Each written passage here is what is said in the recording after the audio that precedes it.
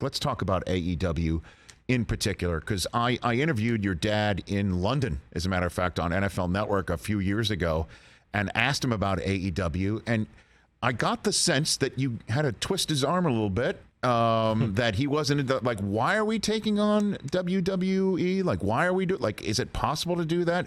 What gave you this light bulb over your head to go ahead and create AEW? Well, Tony? There were a number of factors. I thought for years there should be competition in pro wrestling, and I felt like there was an opportunity with the TV space that, given what was happening with TV rights, to launch a new wrestling company, there would be a lot of interest. And frankly, there were a lot of wrestlers in 2019 that were going to be available to launch a wrestling company with. Chris Jericho is a huge name. Yes, he is. And he was a free agent. And so in 2018, I started having really serious conversations with Chris Jericho.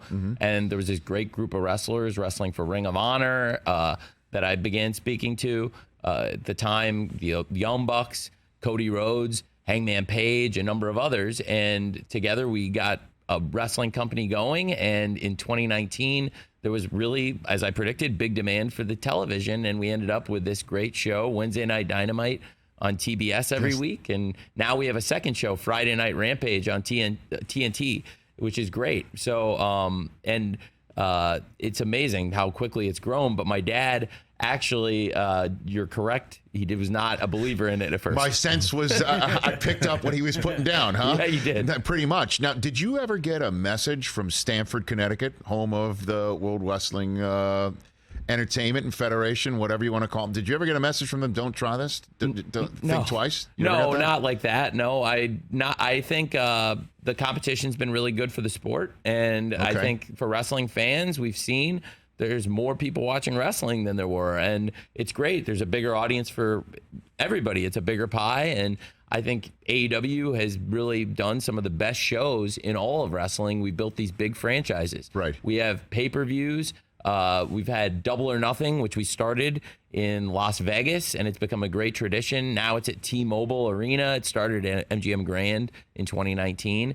And then we've got All Out around Chicago area, Labor Day weekend.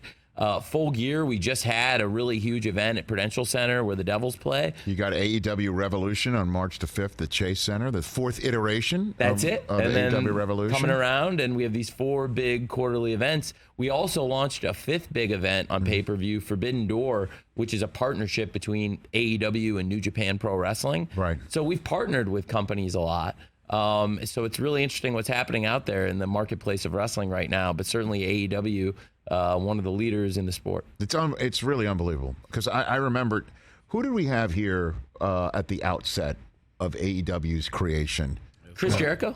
Cody. We had Cody Rhodes. We had both of them, but didn't we have I'm forgetting, we had somebody else who when he appeared on AEW, like WWE said, yeah, you can't come here now. Was it Kevin Smith? Wasn't it him? Oh, that's he was on the initial episode. It was Kevin Smith. Wasn't that Kevin Smith? Kevin Smith. He was with Jericho. They came in and did an they did it together. Yeah. Right? Yeah.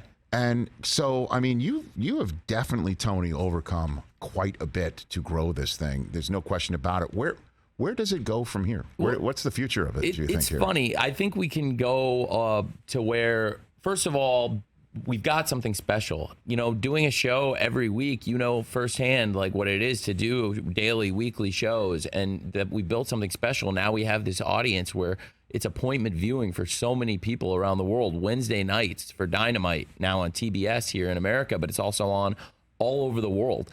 We're the worldwide leader in a number of markets. Like, for example, in England, we have the biggest TV audience by far because AEW on ITV. We have this great audience and a great partnership. Yeah. We have great audience in Canada on TSN and different places all over. But certainly here in America, it's the way the opportunity, I think you'd appreciate this, because I've known socially, I ran into you. First, I told you I was a big fan when my dad bought the Jaguars, probably almost 12 years ago.